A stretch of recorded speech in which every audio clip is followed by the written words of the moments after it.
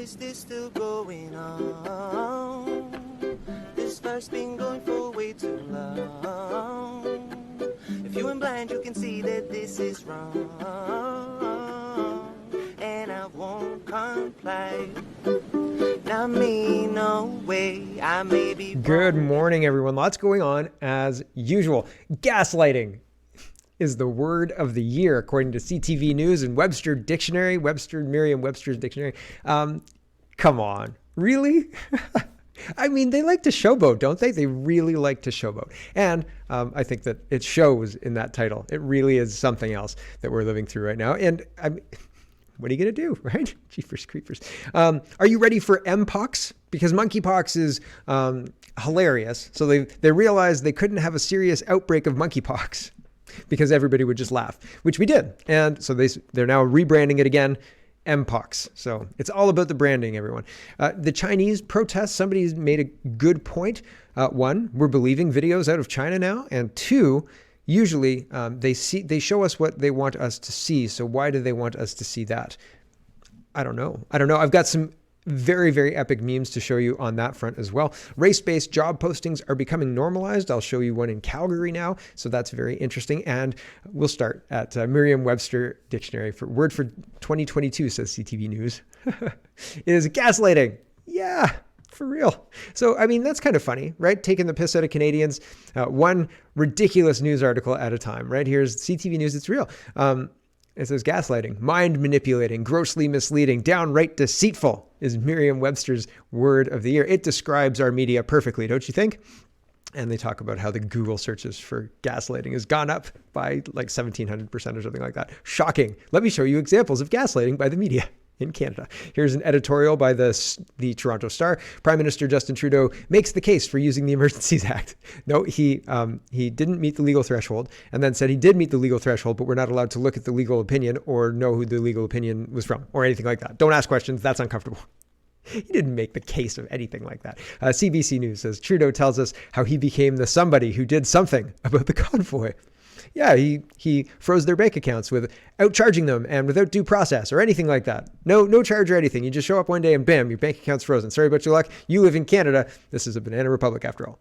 CTV News again. Don Martin, after a long final day on the Emergencies Act, inquiry stand. It's Convoy 0, Trudeau WON 1. Right. I wonder why gaslighting is the number one word this year. I wonder. Globe and Mail says Trudeau says he made the right choice to use the Emergencies Act to end convoy protests. There's so much else to dig into in the Emergencies Act and to look at, and we're not looking at it. It's very, very interesting. The media is gaslighting people. Look at this. This is another Toronto Star reporter calling out an MP. Okay, this is Ryan Williams. He's the member of Parliament for the Bay of Quinte.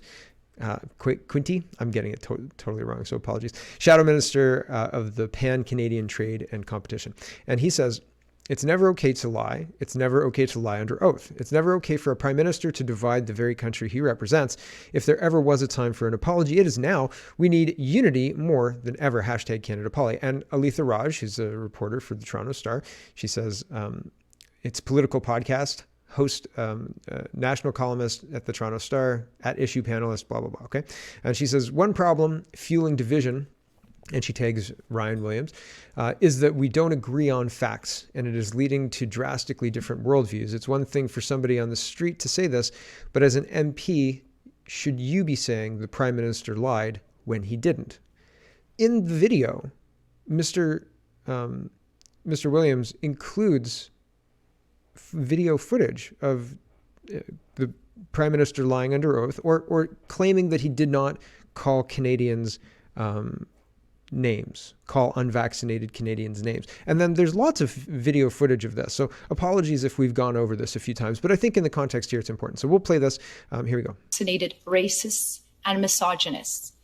And we have heard testimony in this inquiry about how some of your officials wanted to label protesters as terrorists.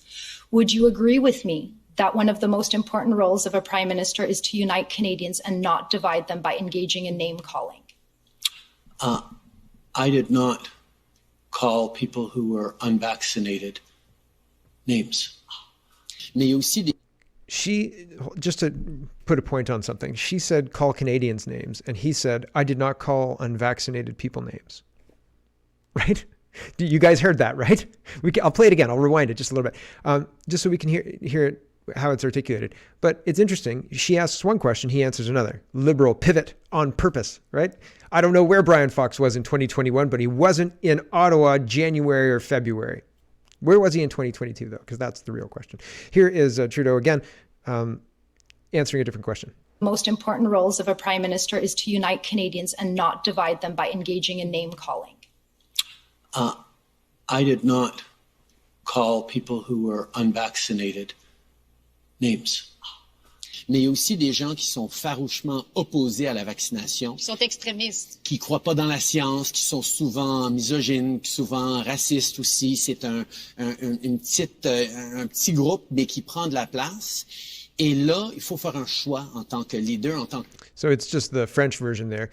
She responds, and she says, I really hate defending the prime minister on this. Or no, she's continuing. This is a thread. And then he responds.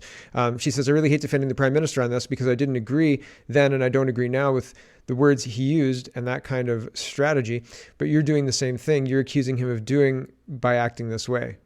I don't know. And Ryan Williams responds, Trudeau lied. He has called Canadians racist and misogynists. I'm saying that for a prime minister, that's not okay.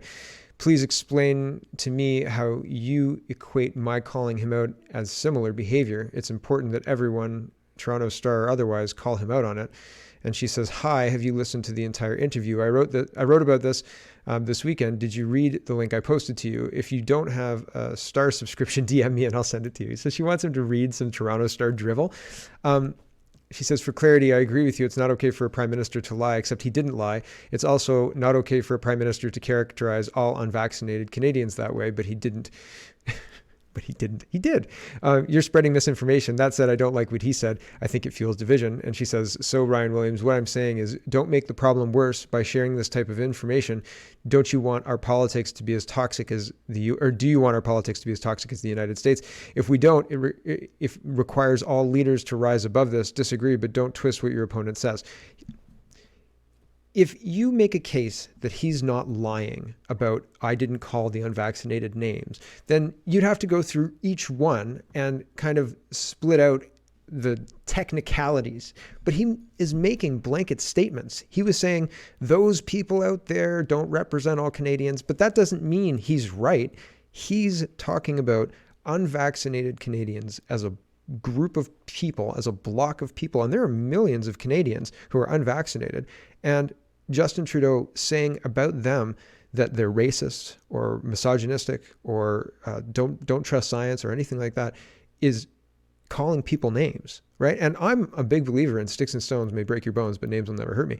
But if the prime minister's calling me names, that's a big problem. I mean, me personally, I don't care that much. But if you're taking a group of people and trying to vilify that group of people by calling them names, like this prime minister did, that's a big problem. And another big problem is having a news person call out a minister or an MP, shadow minister, for misinformation when it's not. And it's really interesting that the proof that she's got is a paywalled Toronto Star article, and it's just ridiculous. And her saying, you don't want to make our political environment toxic, do you? Our political environment's pretty toxic. There's a lot of censorship that's going on. A lot of censorship, like a lot.